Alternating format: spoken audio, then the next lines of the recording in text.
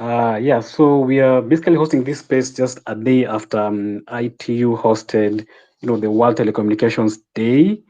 Um, that is only hosted every month, every year on the 17th of May, and it's been a global event that has been running since 1969. Yeah. Yeah, so on this day, we're basically trying to see how connectivity affects SMEs, and of course how we're gonna how SMEs, especially here locally, can take advantage, of connectivity and what local companies, for example, like Liquid, are doing to basically support these SMEs. So actually, for this year, the focus, the theme for the World Telecommunications Day was actually empowering the least developed countries through information and communication technologies. And what IT was doing was calling on the public and private sectors to make pledges, for universal connectivity and digital transformation in these countries through what is calling the Partner to Connect digital program. So maybe, as I continue getting the network speakers, it will be a good point to just bring on Ben to just talk about, talk about where we are, in Africa. So in Africa currently, we're experiencing the most growth in regional connectivity. But again, our numbers are actually still very low at 22%, of course, compared to other regions, across the world and across the continent. So, of course, Liquid, as an authority in this space, maybe just Ben, can tell us, why are we here? How does this space look like? And basically give us an overview of connectivity in Africa, of course, with a keen focus in countries like, in our own country in Kenya. So maybe Ben, you can pick it up there as I set up the rest of the team. Um, yeah, thanks, Nick. Yeah, thanks for having me here tonight. It's good to talk about connectivity, which is my favourite things. Um, I mean, as you asked, across the continent, um, we're at different levels of maturity. And I tour around Africa. I'm starting to do that more now. And this week I'm in Zanzibar. Last week I was in Malawi. So, as you mentioned, the theme yesterday for our Telecoms Day was around least developed countries. And Kenya is not one of those. Kenya is a lower middle income country. So it's um, having obviously a higher income, but also it's more advanced in terms of digital infrastructure, digital adoption by SMEs and by other businesses. It still has a long way to go, but um, so in some countries there um, is not so much penetration of large corporates. So in Kenya, much as we are there, we've got all the big corporates who are in Africa having branches or even head offices for the continent. So it's somewhere on a par with a city like Cape Town or Durban. It's not as big as business-wise as Johannesburg, but it's somewhere of Johannesburg or Lagos. They're much bigger places, but Kenya's somewhere on that spectrum. So we're finding that most companies, most businesses are either SMEs or micro SMEs, MSMEs. So we're just seeing that the overall adoption from some of these types of businesses is actually not moving all that fast, right? For various reasons. Companies are not necessarily digitizing.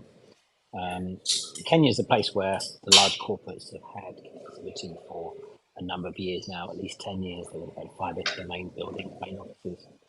Government has digitized, banks and other services have digitally transformed. So there's a need and requirement for connectivity.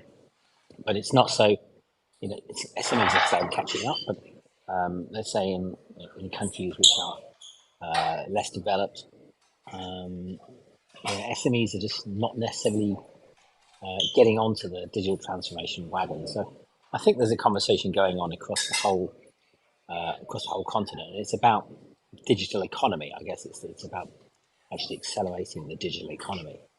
And pillars of the digital economy which have been identified are digital infrastructure, which is what we at Liquid specialise in, digital business, which is like digital transformation of business, digital entrepreneurship with tech startups, e-commerce, etc., etc. And then digital government, how you digitize government processes, bring them online. Obviously, Kenya again is leading on this. Now it's going to be accelerating even further with the manifesto pledge from this government about digitizing all the government services. And then lastly, digital skills and values. So it's about have people got the skills to use the digital services. So we at Liquid, much as our job is building digital infrastructure, we're really starting to look at, and I'm starting to look at how we help people along all of the journey. We need all of the pillars of the digital economy to be working in tandem for the digital infrastructure that we're building to be filled up. So this is kind of what is making me think about things, how to rethink how we do things, and making the services not only available, but also accessible and affordable to small businesses. I met one, I was in a forum last year, and I met somebody who was running a beauty products business in Kenya, and she said that the connectivity and technology costs of having her business online amounted to 17% of her cost of sales, selling beauty products. So clearly something is wrong. So something is like that, it's too much. If you're running a business, an online business, you shouldn't be paying that much for your connectivity. So we're trying to work out how to bring SMEs online, how to bring them into the digital world, get them using digital tools, and just help them on the journey. So that's kind of where I'm thinking from. So I hope that makes sense. So you spoke about bringing SMEs online. I think once I get Fiona online, I'm gonna try ask her the same questions. And I think one of the things ITU was doing during this year's celebrations, of course they were appealing to basically they were talking about appealing and calling for an increase in the value of pledges, for digitizing the world from the current, of course, 30 billion USD to around 100 billion USD by 2026. And of course, for just going back to what you said about bringing SMEs online, we've seen small businesses, of course, just worldwide and even back here locally, becoming what we are calling micronationals. Of course, by taking advantage of these digital platforms such as, of course, Facebook, Amazon, or even just Jumia, where Fiona comes in. So maybe Moses Kemibaro, this is where maybe you should come in. How can SMEs, of course, take advantage of this connectivity to basically, scale and, of course, reach these multinational, multinational levels that I'm talking about? Well, thank you very much, Nick, and good evening, everyone. My name is Moses Kemibaro. I'm the founder and CEO of .savvy. I'm also a blogger at moseskemibaro.com and somebody who's been, I suppose, part of the Kenyan digital ecosystem since the very early days of the internet, helping connect people, and of course, running my agency .savvy, which is a digital marketing agency. Now, being a practitioner in the digital marketing space, I think for me, one of the most exciting things that happened was actually in terms of getting SMEs onboarded and starting to use technology and digital chat platforms in a more, should I say, in a more aggressive and a more essential way was actually the COVID pandemic. In fact, I came up with an acronym for it, which I called CADIT, which was, COVID Accelerated Digital Transformation. And for me, that's really exciting because even my organization is a small company with a headcount of about 11 people. We have been working virtually now for 3 years, since the beginning of the pandemic. And right now, there's a big question mark as to whether, do we even need an office? And I think that's the kind of attitude or the mentality we need to adopt as SMEs, where we start to look at technology not just as a way of providing connectivity, but a way of transforming our organizations. If you look at how we engage with our customers today, the majority of meetings actually have online, whereas, 3-4 years ago, they would expect us to go to their offices, which would be, a 2-hour commute back and forth. When you talk about amplifying a business and ensuring that, an SME can level the playing field through, connectivity that actually gives them the ability to do video conferencing and even more so start to actually deliver work faster, better, easier because of that quality of connectivity, you have to ask yourself the question, how many businesses, for instance, in the SME space have invested in building a comprehensive digital presence, which means, to what extent do they have a website that is easy to find on Google? To what extent have they made it easy for customers to, say, purchase or pay for products and services online? To what extent are they using their social media channels to create content that is actually going to drive awareness for their brand, engagement, and ultimately generate business opportunities? So when I look at it from that perspective, and again, as a digital marketing practitioner, I see there's a lot of opportunity. And I think the biggest caveat to that sort of adoption and transition or transformation often has been that many SMEs simply aren't equipped or even digitally literate to take full advantage of these opportunities. Many of them may be doing things in a very traditional way, not taking full advantage of some of the things that are happening right now. And I think we cannot have this conversation with SMEs and seeing how they can enhance their businesses for global visibility and global opportunities without thinking about things like generative AI. Case in point being ChatGPT has become a transformative platform that is allowing people to do much, much more work, higher quality work, be more productive, and even change the ways of working as a result of using that technology. So I think it's got to be that thing of, looking at all the possibilities as SMEs, saying that with this high quality connectivity, quality bandwidth from organizations like Ben's, how we leveraging these technologies to digitally transform our businesses so that we can be globally competitive, but also globally relevant. And I think this is not just about the tech itself, but the people in the organization, the processes, how we are evolving our business models to actually be more successful and more globally competitive. Oh, very interesting. So it's not about the tech, and I think Fiona, this is where you come in. I'm a strong believer that any small, even the smallest enterprise, can actually be born global. So as an e-commerce consultant, when a business comes to you or a person comes to you, that yeah, I want to scale, I want to grow my business. Of course, with connectivity in mind, what do you tell them? Thank you, Nick. I'm really glad to be on this Twitter space with a great panel. So just to introduce myself, my name is Fiona. So I'm an e-commerce and marketing consultant, and I help businesses of all sizes, corporates, SMEs, and startups who are looking to leverage digital commerce and digital tools. And I do that through training and consulting services. Now, to your question, again, how can SMEs, leverage digital tools to become global? Again, the interesting thing about, going digital is the barrier to entry is fairly low. If you think of, selling online, like, selling on social media, really at the end of the day, what you need is a smartphone and data, assuming you already have the products and, a way to deliver the products. So the beauty of this is it, levels the playing field and allows for, even the micro SME to get on board and start to sell online. The other great advantage is increased reach that you talked about.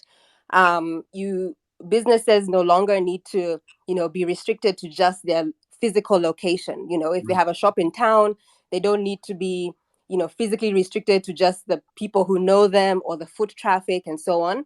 They're able to open up, people to the customers across the country and even across the continent and the world. I'll give you a great example here of a project that I worked on during COVID, and it was a project with the coffee in the coffee sector. Now, the way the coffee sector works is coffee buyers usually come to coffee producing regions and they tour different coffee farms and they taste the coffee and then decide, to make a purchase for, a container load of coffee. But as as we all know, COVID made traveling, totally impossible. So how were the coffee producers going to reach their buyers in the overseas markets? So this project that I worked on was really around equipping the SMEs to start to understand how to do branding. How do they, extract their story, tell their story about how the coffee is produced, and then be able to list themselves online to be able to be found. So this really opened up, even the smallest coffee producers, what we call specialty coffee producers, to be, open to the world. So, just that is an example of how the power of, using digital can really open your world even more than, you can imagine. The other beautiful thing around, leveraging digital and e-commerce is also the access to data. Data, as we know, is gold at the moment, or even, they talk about data being the new oil. And being able to run your business using digital tools, you're able to generate a lot of data around your customer. And so you're able to know, okay, what products are selling better? Which ones do I need to source more of? Which ones do I need to source less of? How can I customize my offering for the consumer? So these are some really, great advantages that SMEs can leverage when they look at positioning themselves online. And then lastly, just, in terms of the stats, in case there's any, SMEs who are still, not sure whether to, get onto digital, more than 30% of the Kenyan population is on the internet. So again, you need to be where your consumers are. And there's a report by We Are Social that talks about, what are the 4 reasons that Kenyans use social media? What are the top reasons that Kenyans use social media? And the 4th reason is to find inspiration for things to do and buy. So really, it's really important that SMEs embrace this. All right, interesting. And of course, earlier we spoke about, affordability and all that. And of course, just back to what IT was saying, IT was talking about, about 2.7 billion people worldwide, being offline, in 2022. And, of course, what this means is that the digital connectivity divide, separating, of course, the least developed countries from the rest of the world is widening on key factors. Of course, there's access, digital skills, and of course affordability, which of course Fiona mentioned earlier.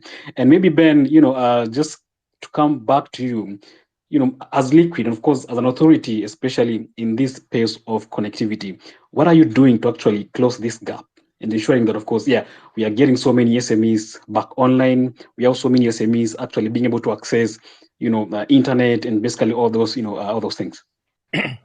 Yeah, thanks. So coming to the ITU, you mentioned earlier that they were looking for pledges to connect these 3 billion people across the world. So they actually launched a platform called Partners to Connect.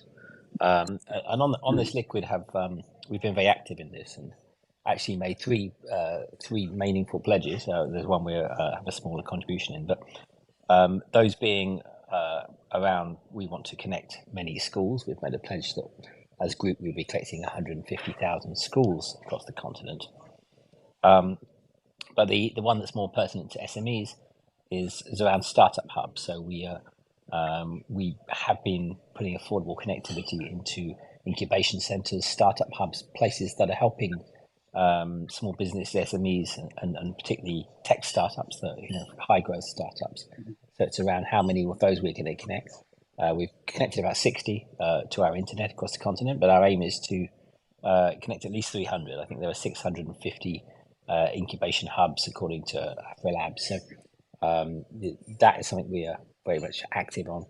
And then the other thing, with Microsoft and Microsoft Airband, they have a division that is focusing on connectivity. And with them in partnership, we're looking to bring 20 million more people online together in the next couple or so years. And that'll be a combination of going to new countries. You're hearing where I'm traveling, the sort of places I'm going, but to new countries, but also expanding into areas to get more people connected. But as you go back to the ITU and what they're talking about, it's no longer just about the conversation that's being held, globally, is no longer just around mobile coverage or connected people or people accessing the internet. We're talking of meaningful connectivity, and that's the difference between watching cat videos, right, which is great for some people, or what Fiona and Moses are talking about, which is actually using connectivity to increase your standard of life, to increase your income, your the way your business functions.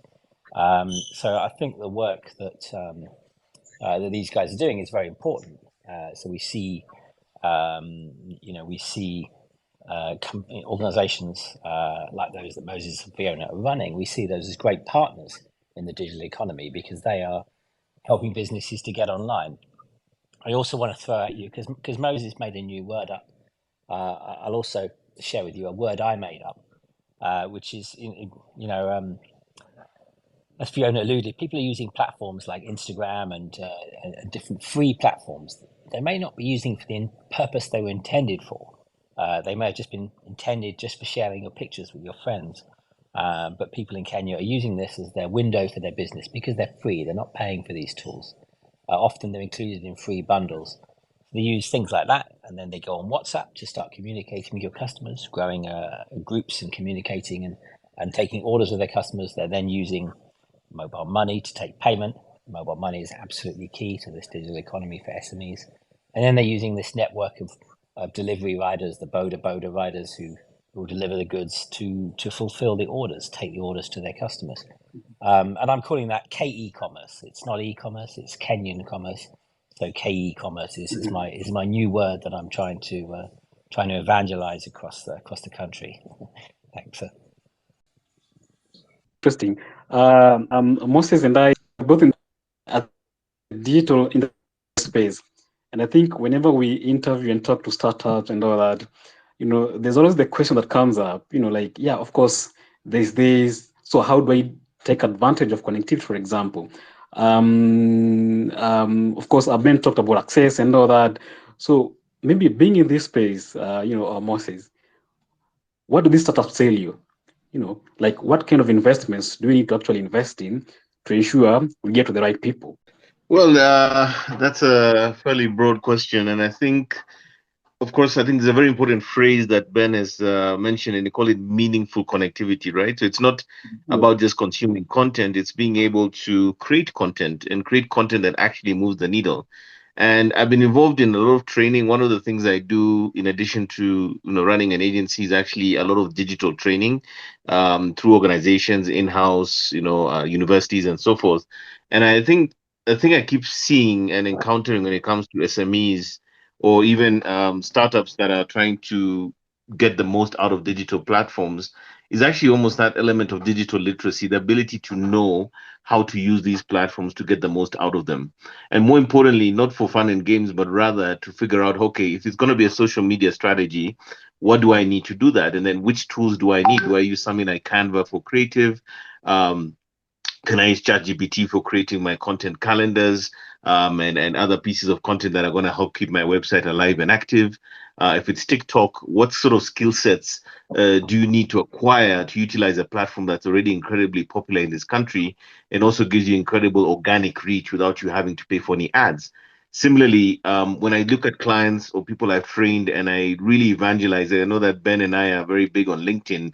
It is one of the most exciting platforms for what I think is business related interactions where you can actually sell product, engage with people, do thought leadership in a way that is going to actually give your small business the opportunity to be seen and heard without having to actually buy an ad.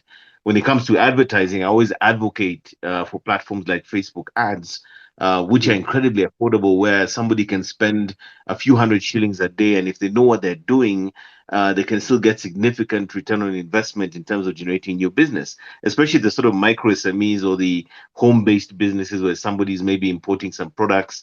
As Ben mentioned, we see a lot of young entrepreneurs today are selling on Instagram, they're selling on TikTok. They have Boda guys come and deliver this product, as they call it, the K-e-commerce, a very unique type of flavor of commerce that's working. And I think we can't have this conversation without talking about the likes of Copia. Look at what Copia did in terms of creating a unique flavor of e-commerce that is relevant to the country, where they were using initially the model of getting people to buy products for their families up country from Nairobi, and then building an incredible network of retail locations, which then act not just as a place where people pick up product, but they even have a proactive role and incentives to sell products to people on the ground through Copia. So a very unique flavor of e-commerce that is not what maybe traditionally we have seen with Amazons and the likes of Jumia's. But I think there's that element of contextualizing or localizing the manner in which that we execute so that it's relevant to the market. Much the same way that we see the Chinese have managed to build platforms like WeChat, which they're using in a very different way from the rest of the world. And I think a lot of experimentation is required, a lot of trying new things, being creative, going online. I mean, one of the platforms I always look at all the time is YouTube. There's a lot of free content there that can teach you and educate you as an SME on what to do. And I think it's got to be that element of curiosity and being willing to learn and experiment and fail and keep learning to get to the point where you can actually master these platforms so that you can get the best results. And I think you can even see when you talk about people like influencers, how many of them have been able to organically build, followings of, thousands of millions, which in turn they're able to use to actually sell products and services. So I think some of it has to do with the digital literacy, the know-how, trying to be a little unconventional, doing things a little bit differently. But most importantly, I think keeping an open mind and trying new things, and keeping on top of the things that are trending, like the chat GPTs and the TikToks, so that you can take advantage of these platforms without necessarily having to spend a lot of money. Okay. I just wanted to add a point, just to augment what Moses was saying. I think some of the barriers to adopting digital commerce that I've seen with SMEs, and I even with corporates and me individually, I think technology sometimes can scare us. New technology can scare us. The fear of the unknown, or the fear of these things that's going to disrupt our business as usual, and so on. But I just want to echo what Moses said. The beauty of technology or digital is that you can try, test, and learn.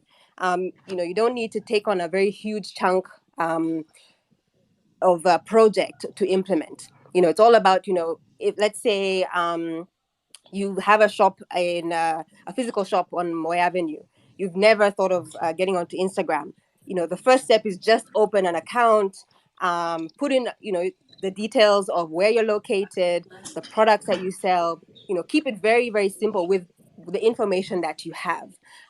It's all about just starting small and starting simple. Where we left, we can actually pick from, of course, where Kemibaro was talking about, where we are, and of course, what startups are actually talking about when it comes to connectivity. So maybe Kemibaro can pick it from there. Actually, Fiona had actually had a word as well.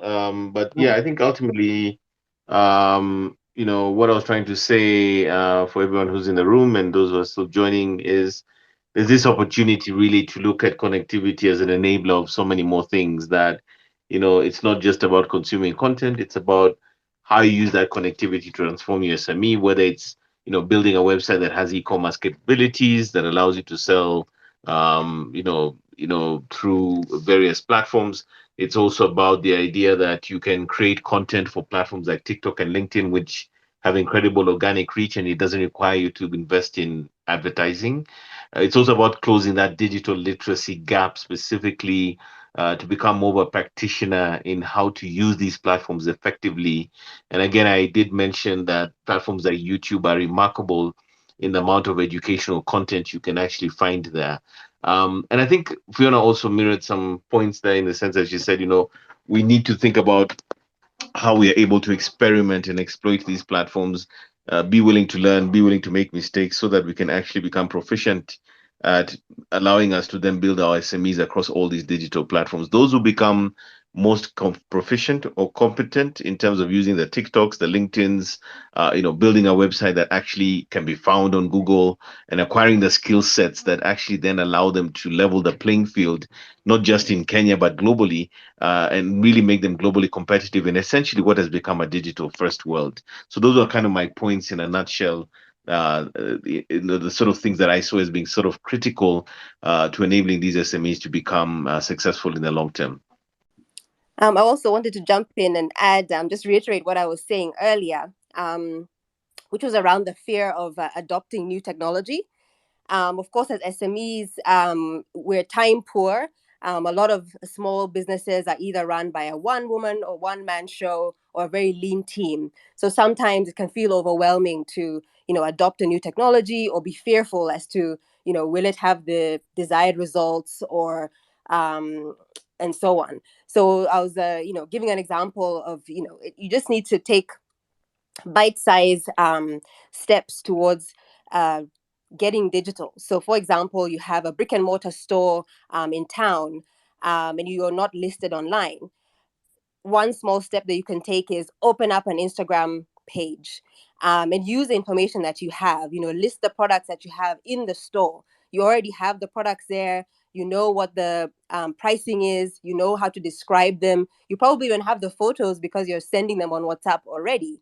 So again, taking small steps and not feeling overwhelmed, like I need to be everywhere, and all of this technology is very hard. Even I'm sure Moses can echo the fact that when we're even consulting and helping big corporates with their digital strategy, we tell them, to focus on maybe one platform first, master one platform before you start going on every single platform. You don't need to be on Facebook, Instagram, TikTok, and everything. Start with what you can with the bandwidth that you have. A really interesting example here that I wanted to share was a project that I worked on in the tourism sector.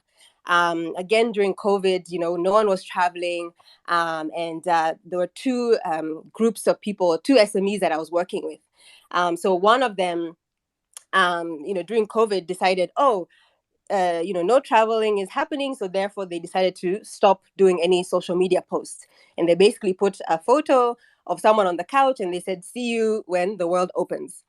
Now their competitor saw this opportunity, even though of course COVID was a very dark time. They saw an opportunity to still inspire and still hope by creating content on Instagram around different destinations that you could travel when the world opens. They showed Mombasa, they showed Diani, they showed Turkana. So in doing that, they were able to create awareness around their brand in a very cheap way, very low cost way. And so when the world did open up, their competitor was more successful in ramping back again. So just to illustrate, that the small steps towards, adopting digital technology go a long way for SMEs. And, the feeling of being overwhelmed about technology, you can overcome that by taking small steps. Maybe, Fiona, do you think these small steps is what SMEs really ignore?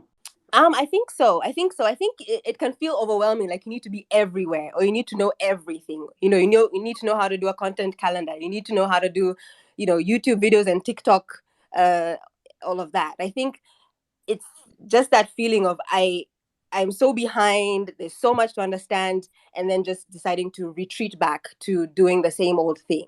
But it's just about the small steps have a big impact. The beauty with digital, because you're opening yourself to a world out there.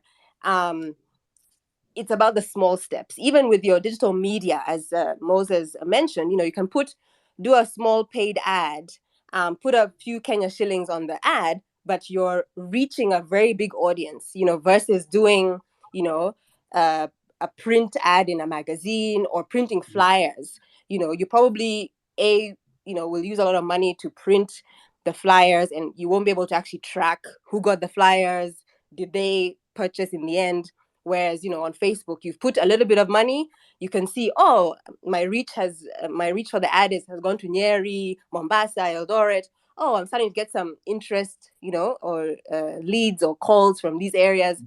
So really, it's the small steps go a long way when it comes to digital technology and digital tools. All right. Oh, interesting. Can I just chime in? Yeah, I just sure. thought maybe I just want to share an experience I had last year. I did I think it was training with an organization last year, and what we're doing was actually, and I think, Fiona, this is again a reflection of some of the things that we encounter with SMEs as we work with them. And during this training, we're showing these individuals in the organization how to use certain platforms like Canva to create content, Anchor, which is now I think called Spotify podcasts, to create podcasts. And also we even went through the process of showing them how to create very simple, basic videos using TikTok. Now, this is the kind of stuff that probably took us at most an hour and a half to show them how to use them at the most basic level. Now, for me, what was interesting is those who took their training to heart, there's one lady in particular who created an entirely new business outside what she was doing, which is basically she helps people do their social media content, their visuals using Canva. She's helping them create just from the same training we gave them. And I think one of the the things that I'm seeing is that it also is a question of attitude. You know what I mean? So yes, it is intimidating. It is something you don't know, but more often than not, usually when you do the training and we get somebody gets a sense of, I suppose, how easy it is, because quite often there's this notion that only the young people know it, or what I like to call the guys with the dreadlocks and the tattoos, and people feel intimidated because I'm in my 50s or my 40s and this is really not me. But once you show them and you break it down at the most basic level, many of them can run with it and actually say, you know what, 5 months later they contact you and say, you know what, I've actually learned how to use all these things you showed us, and now I'm generating 50% of my revenue online. So I think if we can kind of work through that barrier or that fear of the unknown, many SMEs, I think from an attitude perspective, can achieve so much more just by learning and even putting themselves in situations where their training programs, I know the likes of Facebook, for instance, ran a lot of SME focused training during the pandemic. But more importantly, many of these things are still available online on YouTube's and the likes. But acquiring a little bit of these skill sets, getting through that barrier of I don't know what I don't know, and then ultimately achieving some level of mastery on some of these platforms actually does allow them to succeed. And I agree with Fiona that it's incredibly difficult to do all of them at once. But right now, if you asked me, I would say that value for money in terms of your effort versus buying ads and so forth, without a doubt, is LinkedIn and TikTok. If you can master those, today speaking to the business audience and also the consumer audiences, those are the two platforms where you generally get a disproportionate return on investment in terms of your time and what you can achieve on that platform. And primarily because when you publish content there, the reach of that content and also the level of engagement on those platforms is significantly higher than platforms like Twitter and the likes. So that would be my other recommendation.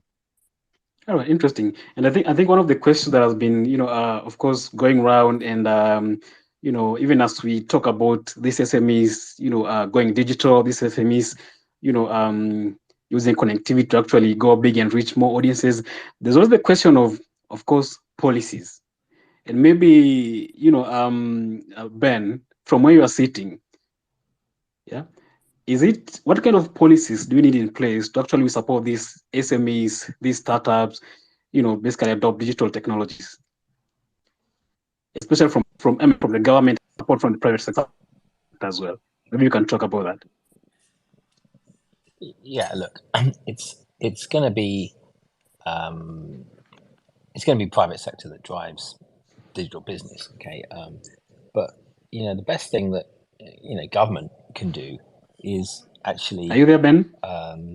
Yes, can you hear me? Hello? And maybe as we try to get Ben, maybe Fiona, maybe could you chip in on that? We actually could hear Ben. Oh, okay. I was worried. Look, so I was saying that the drive of the business is going to be the private sector. They will be the ones that are going to make things happen. The government in its policies, needs to enable all of those things I said earlier, the digital economy. So it needs to enable digital infrastructure. We're talking about digital business for SMEs here, but those e-government services we're talking about, they might be a platform to help digital businesses. Things like digital ID can help. Can help you identify who your customer is, can identify who the company is that you're dealing with. So by enabling those things, this government is actually helping the business side. So Estonia is very well known for being a leader in digitalization as a nation. It's a very small country, but the president came to Kenya last year, President of Estonia, and she was talking about how they'd put in a digital ID, but they'd use this as a platform that private sector companies could then use. So if you can identify who you're selling to, then you know whether you can trust them to deliver the goods in advance and all those things. So by enabling that side of things, the government is helping. And governments, of course, are being very active in pushing for infrastructure. And Kenya government has been active in helping with the infrastructure, making its own investments in fibre, getting involved in subsea cables. But Kenya has done relatively well in this because it's catalyzed infrastructure build out, but it hasn't tried to monopolize it. It hasn't tried to do it all for itself. whereas other countries, and particularly some of those least developed countries we were talking about earlier, are actually sort of building all the infrastructure, locking out private sector from ICT infrastructure growth, right? And that's actually making data cost more in those countries. It's making less people online. But the main thing, policy-wise, we're seeing in Kenya right now is actually tax, right? And I think being these businesses and SMEs, particularly, coming online and being digitized, it's going to enable them to be able to start participating in the taxation structure. It's obviously clear that with 5 million tax returns in Kenya and 20 million voters, 20 million adults, it's clear that there's 15 million people not paying their taxes. Okay, but then some of those are unemployed, some of those are working in very informal labouring jobs, but many are running SMEs. So there's a huge opportunity with digitization that companies will know their numbers, they will know what business they're doing, and they will be able to file their tax returns. However, with the push that the government has for revenue, they're sort of jumping the gun a bit now and coming in and making up new taxes to advance tax, withholding tax on digital creators. It's like they perceive that people are making lots of money online. So how do they go and grab a slice of that? And actually, we're not yet there. The cow is not yet fat enough to milk. And the same with data as well. As I mentioned earlier, that SMEs are finding the cost of data to be expensive. Often it's a big piece of their business. And we have very high taxes. We have 20% excise duty on data, then 16% of VAT on top of that. So 40% of your data bill is taxed. Now, that's not an enabler to business. The same comes to devices. If you can start an online business on a mobile phone if you're using some platforms like TikTok, but if you really want to up it, you need to have some proper digital cameras. You might need a laptop to do some editing, a MacBook, and the taxation, a layer of taxes on devices, often 60%. Once you've paid on this duty, excise duty, import duty, RDL, IDF, whatever all these taxes are, it's coming to a very large amount of money. So the biggest intervention government can make in Kenya is actually to stop overtaxing the digital side. Don't think this is a fat cow to be milked at this stage. Interesting. Maybe Fiona, when these startups or these companies come to you for consultancy services, of course around e-commerce, do questions around policy come up?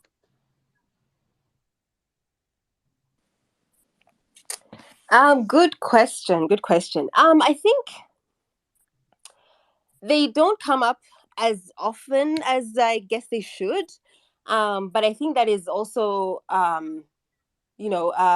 product of the fact that, e-commerce and the digital commerce is still a growing economy, and there's still a lot to be learned on the consumer side, on the government side, on the private sector side. As Ben talked about, the government have their side to play, private sector has their side to play. So it's a new area, and so I think in a way we're also trying to put in the right policies in place to create an enabling environment. But there's a really interesting report which was released by the UN Conference for Trade and Development, UNCTAD. And the report is called the E-Trade Readiness Assessment. And this report was released last year. And it was a result of, the Kenya government wanting to understand, what are the key policy areas that they need to look at to enable a stable and thriving e-trade environment. Some of those points have already been mentioned by Ben, to do with ICT infrastructure and connectivity, trade logistics. We've talked about, we know how our, logistics are. We don't have really good addressing systems. Our road network sometimes can be troublesome to get products from A to B. Payment solutions. Of course, M-Pesa has really, paved the way for this and been a trailblazer to make commerce very easy.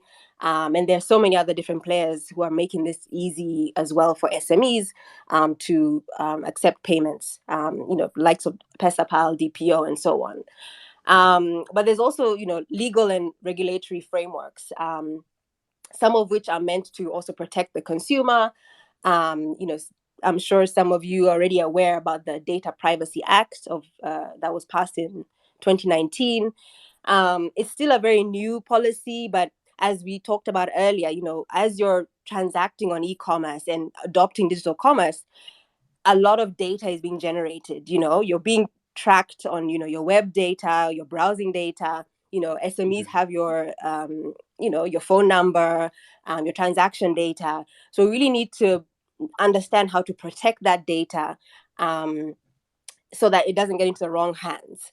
And I'm sure we've been targets of data getting into the wrong hands. So this is a really important policy which SMEs need to be aware of, because the more that you're transacting, the more you're handling consumer data, you need to understand how to protect it and to use it in the best way. And the government is still trying to socialize this. And there's also consumer protection. With e-commerce, trust is a very big issue. For you to transact with someone who you don't know, you need to, trust that you will pay them the money and they will deliver the product that they promised. But sometimes that doesn't happen. And right now, we don't really have a easy way of recourse right now. So laws around consumer protection also need to be tightened so that, again, it improves the environment for transacting and so on. We've talked about skills development and access to financing. So these are some of the areas that have been listed in this report, which some are in the works, some are yet to be worked on. But yeah, those are some of the policy areas that as an environment we need to think about. Right. Can I chip in on that? Because it's a good one Fiona's brought up. Regulation and policy and interventions from government, need to happen when it becomes clear that a problem is arising. And it's obviously clear that there is a problem with people being ripped off online, even on recognised platforms where they're being told this is the goods and they come and they're a substandard or something. And so the point of e-commerce platforms is to provide this trust mechanism between them, and that's what the platform business is trying to do. But where I've seen a good example of government coming in is actually in the UK, where it's the Department of Consumer Protection. I forget what the agency is called, but they've come up with a platform online where you can report rogue online traders.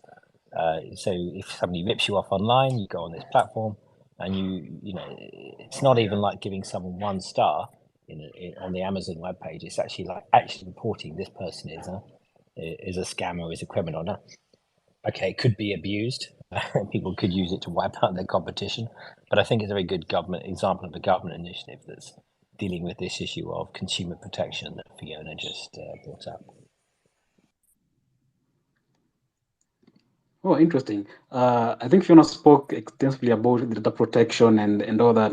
And I think a couple of months ago or weeks ago, we saw, thank God we have the Office of Data Protection in place. And I think, a couple of weeks ago, we saw around 2 companies being fined 5 million for abusing customer data and all that. And of course, that data protection. Then, of course, we have the issue of taxes that, of course, we've seen the president being very vocal about, in the last couple of weeks. And maybe Moses, do you think the government is doing enough to actually ensure we have friendly policies, for SMEs to grow and actually thrive in this era of connectivity? Well, I think Ben has talked about some of the areas of concern. Like for my work, for instance, where we are looking, for instance, at, let's say, digital ads. For those who may not know this, I think until was it late last year, you could run your Facebook ads. There was no tax or additional cost to it. All you were looking at is you're buying your dollars in shillings and you run your ads. But now, very clearly, when you buy an ad um, on Facebook, you will see, or Meta ads for that matter, which includes Instagram, you will see 16% VAT there. Same thing now with Google, which I think about a month and a half ago, same thing happened, and they too are including taxes. Now, in many global markets, this is normal. You find that in North America and Europe and others, this has been happening for years. They do tax digital platforms for their services. And of course, given that they're big tech and earning billions of dollars, clearly governments are keen on that revenue. But at the same time, if you talk to the small guy who's running a micro SME, and he's been spending maybe 500 shillings a day on ads, and then now he's got to pay 16% on top of that. It would seem that it's now more expensive to achieve the same outcome. Equally so, I think there's other initiatives that are currently in the pipeline that we need to pay attention to, such as the Kenya Digital Economy Acceleration Project, KDIP, which is with the World Bank. And just earlier this week, I was actually on a different forum with Ben. It was one of the key topics we're discussing, because the World Bank is putting down, I think, something close to 700 million US dollars to sort of build out that digital infrastructure and connectivity across the country, and especially in areas like rural Kenya, where currently commercial operators of internet services or telcos may not be able to go because there is no business case there yet. But yet there are schools, there are small businesses, there are traders who could benefit from high quality internet access in a manner that this project hopes to achieve. And of course, this is a partnership. Government is working with the private sector, working with the world banks and so forth to finance it, to roll out these networks. And of course, eventually these the funding for these things also obviously has to be paid back at some point. But the reality is that these sort of programs do also imply that, as much as we have these other considerations like tax, at the most fundamental level, we are then going to have, I think, over 100,000 kilometers worth of fiber networks going into some of the most rural parts of this country. And where that is not possible, there will be satellite connectivity and other forms of technology, of which, of course, the likes of Liquid and Ben's organization are going to be closing the gaps there. So I think it's kind of more of a balanced view in terms of, yes, there are clearly things that are going to hinder progress. We talked about the excise duties and so forth. But on the other hand, we do see some other very significant initiatives on the ground that government is putting in place. But I would say that there's the macro stuff that's happening at that level, $700 million or whatever it is, and then of course there's a micro level, like we like to say, Mama Mboga, or the small guy owning a duka who wants to sell his products and use his boda boda guy to deliver to people, and his Instagram account to showcase his offerings. This guy is definitely feeling the pinch at that level. So, like I said, it's a balanced view. There are some pros and cons here. Data privacy is an area that I'm genuinely concerned where small businesses are concerned. We've seen some of the big organizations quite recently spending up to 5 million shillings per fine. Organizations that are well known are having to deal with that. And again, this is very new and people are learning how to navigate it. Consumer protections is an area that has not been dealt with very well in the past. We see government putting in the right structures for that. But I think, like we always like to say, on the core ground, we need to make sure that the small guy or the small business has that opportunity to get the full benefit of what digital technology and the internet is able to offer them. And more importantly, if they can utilize these platforms to their full potential, then these can be effectively transformative initiatives for their businesses. All right, thank you so much, Moses. Maybe before we just, as we wind up, anyone with a question to any of the speakers, could be to Moses, Ben, or even Fiona, as we just wait for someone to pop up a question. So, we are almost coming to the end of the space, and I just want to understand now, and this way I want actually all the speakers to just come in. So, and I'm going to start with Ben. So, what are you doing in your capacity, even at Liquid, to basically support these SMEs and basically see them grow digitally, scale, and all that? Yeah, look, I mean, the biggest thing we're doing, which Moses just alluded to, is the hard stuff, right? It's the difficult, big, takes a long time, hard stuff. Digging holes, putting fiber in holes. Moses talked about World Bank putting in, I think it's $500 million or so into Kenya. It's a few other countries, but in the next few years to build digital infrastructure. But we've already invested around $2 billion into digital infrastructure on the continent. That's data centers and fiber. But connecting those across borders. Why are we doing this? To enable cross-border trade.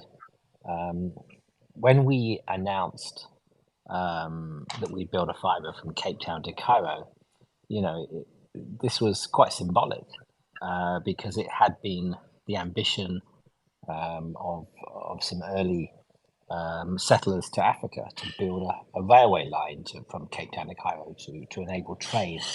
They wanted to build a railway line and a telegraph alongside each other. There still is no railway line to build trade between those countries, but there is an end-to-end fiber network. There's a telegraph line, if you were. So by building infrastructure across borders, connecting countries, connecting towns and cities, and now with the help of, hopefully with the help of the World Bank, to extend it to rural areas of Kenya, we're building heavy infrastructure that will enable people to do business with each other, to communicate with each other over those networks. Now, that's the hard stuff, that's the expensive stuff, but we're also, trying to do what we can, making the partnerships that we can to enable then people to use this. We've seen Kenya's an outlier. Kenya, in terms of the adoption of the digital services and digital opportunities for digital business, Kenya's really picked up on it, but not every country in Africa has. So we're really trying to see how we can work with different partners, including UN agencies, even NGOs, but companies in the digital spaces, seeing how we can work with people who specialize in helping digital business. And this is how Fiona and I met, was through some work with another UN agency, ITC, who were helping cross-border trade, helping people to grow their digital presence online. Just seeing what we can do, right? So it's about making those partnerships. We can't do everything. Our job is, and we're very good at, is absorbing lots of capital to build a lot of networks and making those work and become sustainable. And that's the hard stuff, but we're looking for more micro things that are more focused to really drive digital business and drive digital transformation of SMEs at a national level. If that makes sense. Interesting. I actually just read about, of course, your plans to build your largest facility in West Africa, in Ghana. So that's quite interesting, and we're looking forward to seeing that. Moses? Yeah, I think ultimately, in order to enable digital transformation and also the digital economy and achieving the full potential of what is possible, for sure, as Ben has said, they're building the pipes, they're building the foundations that on top of this is where the platforms, the services and all exist. And in fact, Ben is possibly being a bit modest. I know that they've got a division called Dataport, which just built a terrestrial connection all the way from Johannesburg to Mombasa, the first of its kind. These guys are building the pipes, so to speak, to run this digital economy. But going forward, I think the reality is that the platforms are there.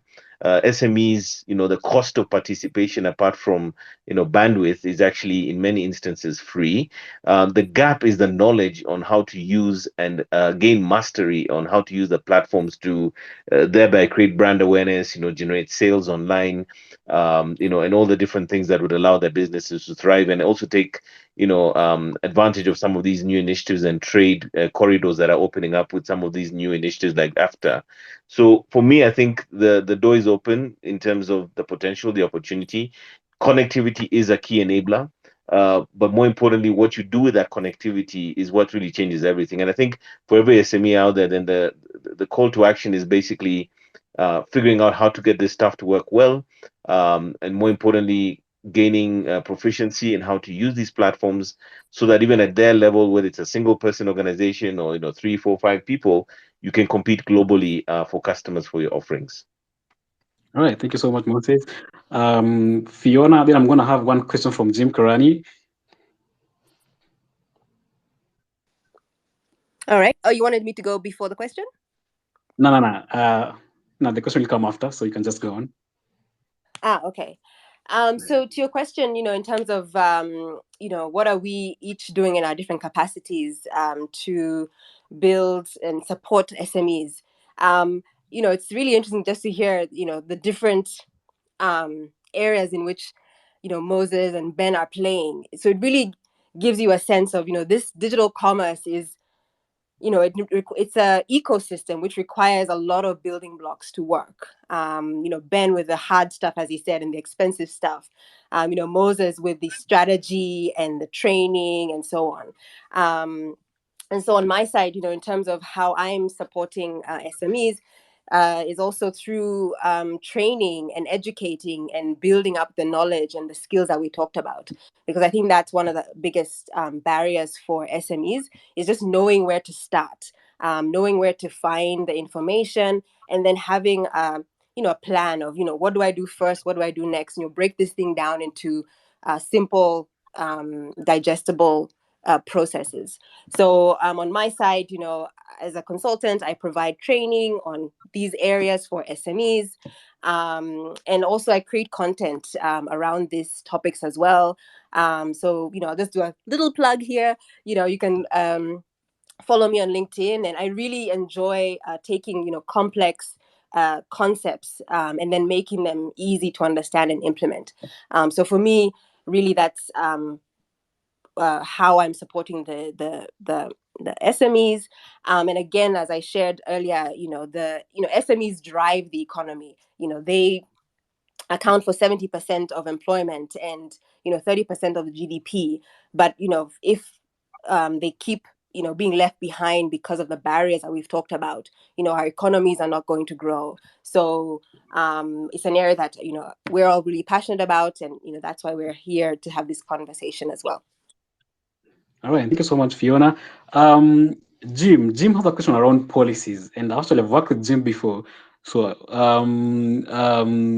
Jim, what's the question actually around policy? Is it around, what the government is doing? Is it around, just you can pick up from there. Oh, thank you so much, Nick. I mean, in a previous world, we were building tech for the judiciary, so we have our own fair share of just how hard it is, even for government, to even have breakthrough in this. So, I think the one thing I've noticed, we've been talking a lot about consumer protection, but I'm also keen on how do we tighten the flip of that, which is the competition rules and regulations around how the key players in the internet space actually play with each other. I'm asking, how do we find a way of reining in on the Moses and the Bens and Fionas of this world in a way that allows them to compete, in a way that doesn't stifle growth? And my question is, are any of you worried about market dominance issues of any of the key players in the internet space? Oh, interesting. Who is willing to take that? So any of the speakers willing to take that? Yeah, I'll take it. I think Ben will. Yeah. Look, if you look at the players of the ecosystem of digital trade, and that's including money transfers and other things, it's obvious where the dominant player is, right? In the Kenyan space, at least. Am I worried about it? Actually, not really. It's a global trend. There is only really one or two payment aggregators in most economies. You have Visa and MasterCard in North America, who are competing for market share always. China, you have Union Pay. So it's very common because moving money around payments is around, it's a volume business. It's about moving money efficiently and well for a small amount of charge. And it's not really a space that you, anywhere in history, you'll find 15, 20, 30 players competing for market share in a particular given market. So I'm not worried about the dominance of that particular payment platform. I just think what's more important that it works and that it costs the right price and is value for Kenyans. So I don't have a particular concern. All I would have a concern about when it comes to competition, as if companies were gaining their market dominance because they've been given unfair advantages. If a company has gained a market dominance because of its doing well at what it does, that is nothing to be punished. I think that might have been said before, but it's not something to be punished. If you do well at what you do, that should then carry on doing it well. If companies have gained market share because they've been given government exclusivity or something else like that, then maybe that's time to rein that in. So we just need to be careful about, is there a problem caused by the fact that we have a very successful payment provider? Right now, I'm not seeing a problem. I'm not seeing they have an issue. I will mention one dominant player. This is a problem. We lost a host earlier on. The whole space dropped. We lost 10 minutes. Everybody had to come back, and that's because Nick here, Canali lost his power. He came back and he said KPLC happened, and it's a problem, right? The digital economy. If we have a dominant power player who can't keep the lights on, that's a problem of national significance, and it's something the government should concentrate on. Oh, interesting. I hope, Jim, that's answered. Unless any of the speakers wants to chip in, but because of time, Moses, Fiona, would you want to chip in on that? Nothing to add from me. All right, thank you so much. Yeah, I think we're almost coming to an end. I think it's very important because we have for us to have this conversation around SMEs and connectivity. And of course, my key pointers from the space and from the speakers will be, as Moses said, connectivity is an enabler. It's something country run away from. And of course, the most important thing will be for these SMEs knowing just where to start. And of course, what Fiona talked about, SMEs driving the economy. It's a big conversation that, of course, we're going to keep having, as even we move forward. So this is actually the first space of the two we're supposed to have. So I really want to thank you for joining the space. And maybe before I just wind up, I want to hear the closing remarks from each of the speakers, then you can close the space. Yep. So Fiona, any closing remarks? I think my closing remarks would just be to encourage SMEs to not be afraid of adopting technology, and start small, because the benefits are vast. As we spoke on this space, the opportunities and the benefits are vast, and so I encourage SMEs to start small and overcome their fear and really start to dip their toes into the digital economy and adopting digital tools. Thank you. All right, thank you, Ben. Yeah, it's. I think that's a good thing to say. It's definitely. It might seem difficult to start, but the opportunities for global growth very quickly are something we've never seen in history. And some companies innovate on their product, like Audi, who are famous for their way they build their cars. But other companies build their brand around the person, around who is the person, and something like KFC is very much built around the brand of a retired colonel who started frying chicken.